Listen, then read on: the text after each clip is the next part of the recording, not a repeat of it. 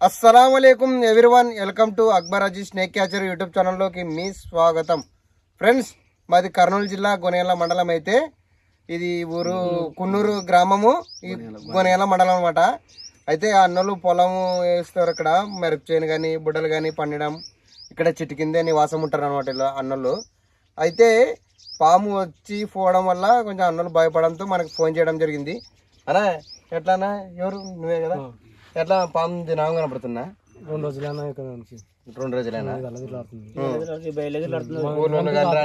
కలుపులు తిని కానీ బంద్ అని మనకు అన్నలు ఫోన్ చేయడం జరిగింది ఓకే ఫ్రెండ్స్ దాన్ని రెస్క్యూ చేస్తా అలాగే ఇక్కడ ఎద్దులు కూడా కట్టేస్తున్నారు అనమాట అన్నలు ఓకే ఫ్రెండ్స్ అనా గాడి అర తెచ్చుకోండి మరి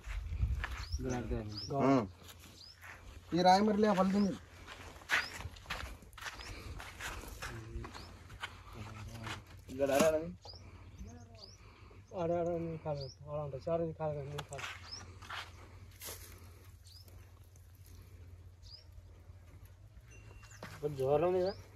జోర్లో ఏ పాము అయితే తెలియదు క్లారిటీ తెలియడం లేదు మీరు నాకు మామంటున్నారా రండి నన్ను ఇప్పుడు లేపుకుంటుంటే నేను పాము పట్టాలప్ప మీరు లేపాల ఏడ మంచి కింద తీసుకోనా ఏడ మంచి కింద తీసుకో దూరంగా ఉండు తీసుకో అక్కడ మరబడి మరి అక్కడ దుక్కుండండి మీరు లేరా ఇది చాలా పైన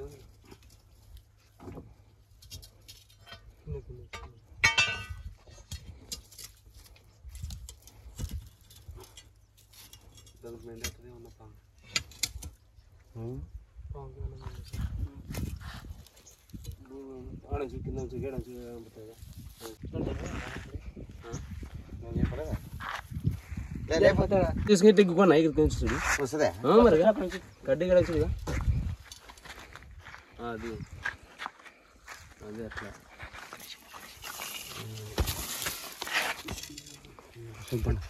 చూడండి జరపోతే మరి నాకు చెప్పలేదా ఇక్కడ ఉండి తీలే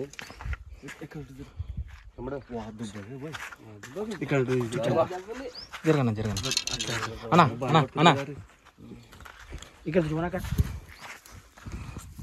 అక్కడ పోతున్నది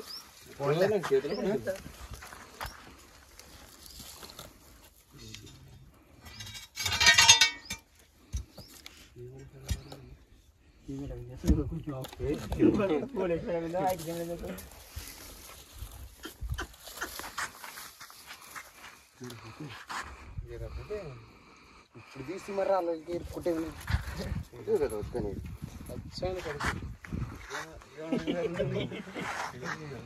ఇది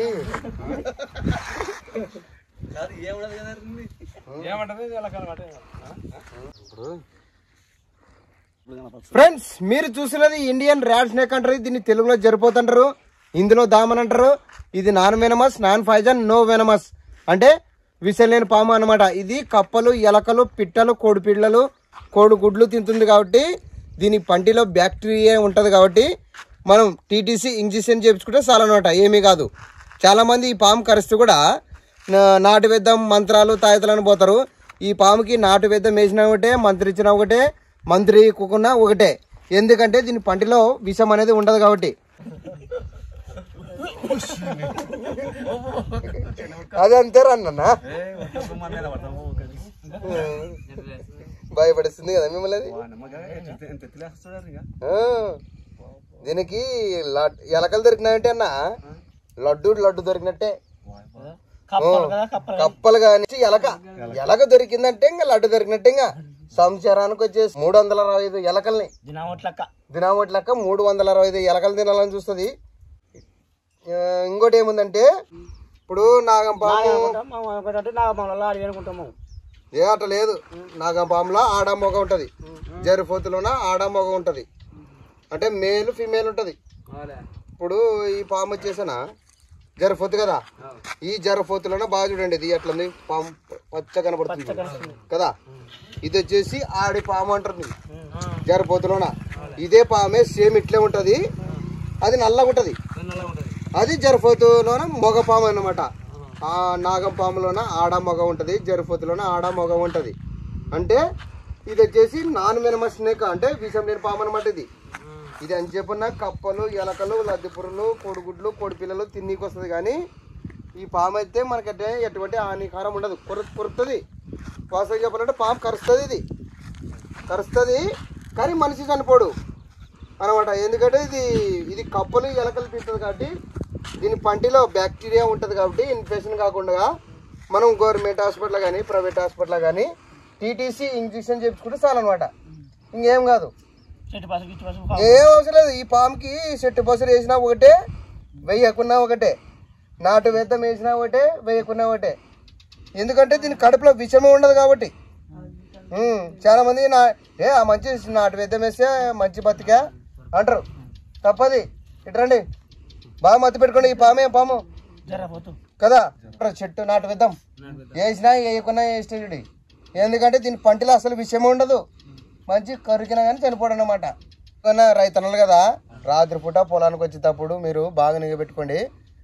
ఫస్ట్ ఒక టార్చ్ లైట్ చేసుకోండి.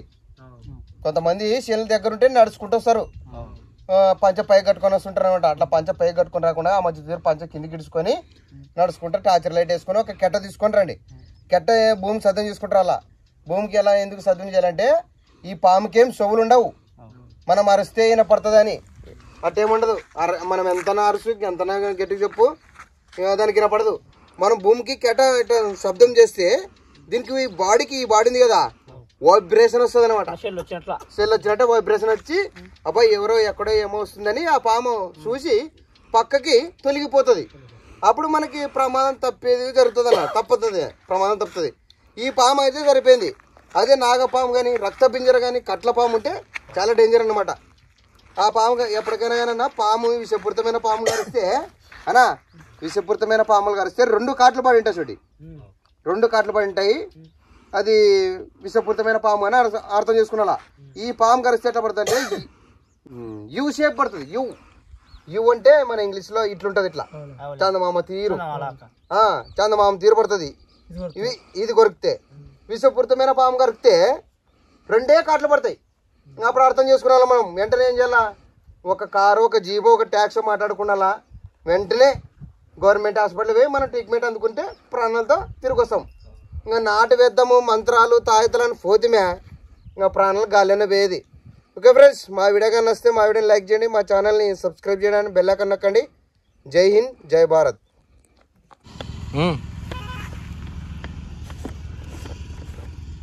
ఓకే ఫ్రెండ్స్, ఇక్కడ కున్నూరు గ్రామంలో ఇండియన్ ర్యాట్ స్నేక్ రిస్క్ చేయడం జరిగింది.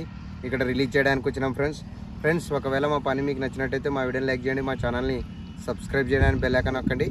జై హింద్, జై భారత్. ఇప్పుడు రిలీజ్ చేస్తాం ఫ్రెండ్స్ దీన్ని.